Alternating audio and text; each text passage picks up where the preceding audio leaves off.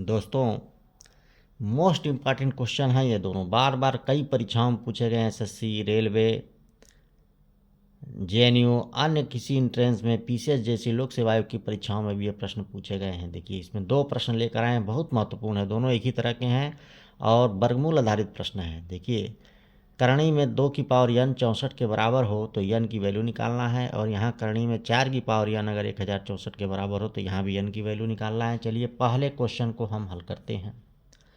दिया है करणी में 2 की पावर n बराबर 64।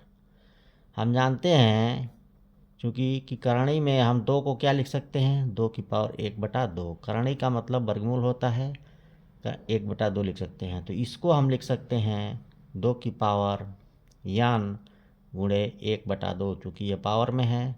और 64 को क्या लिख सकते हैं, इसको भी 2 में तोड़ेंगे, चूँकि इसका बेस 2 है इसलिए इसको भी 2 में तोड़ेंगे। तो 2 दूना 4, दूना 8, दूना 16, दूना 32, दूना 64।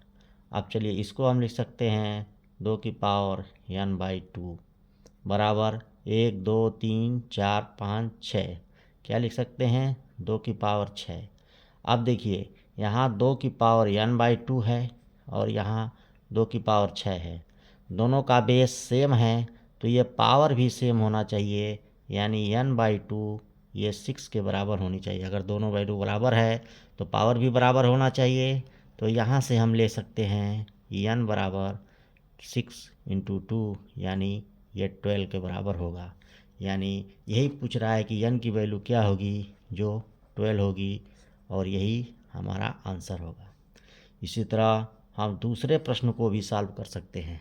दूसरा प्रश्न देखिए, यह है करणी में 4 की पावर n बराबर 1024। 1024 को भी 4 के बेस में तोड़ेंगे। तोड़ने के लिए कुछ ना समझ में आए तो 1024 का एलसीएम कर दीजिए और 4 से तोड़िए। 4 दूना 8, कितना हो जाएगा, 2 2, 4 5 20, 2 4 6 24। फिर 4 से काटिए, 4 6 24, 100, 4 चौका 16। फिर 4 से काटिए, 4 एकम 4, 4 6 24। फिर 4 से काटिए, 4 चौका 16, और फिर 4 से काटिए, ये कट गया। यानी हम लिख सकते हैं करणी में 4 की पावर n को क्या लिख सकते हैं, जैसे इसको लिखे थे हम वैसे इसे लिख सकते हैं 4 की पावर n/2 बराबर, ये कितना हुआ, 1 2 3 4, 5 बार 4 में टूटेगा, यानी 4 गुणे 4 गुणे 4 गुणे 4 गुणे 4, इसको लिख सकते हैं 1 2 3 4 5। ये हो गया 4 की पावर n/2, इसको लिख सकते हैं 4 की पावर 5। देखिए यहाँ भी बेस सेम है, ये 4 है, ये 4 है, यानी ये पावर भी सेम होना चाहिए। इसका मतलब कि जो पावर n/2 है इसका यहाँ पावर 5 के बराबर होना चाहिए।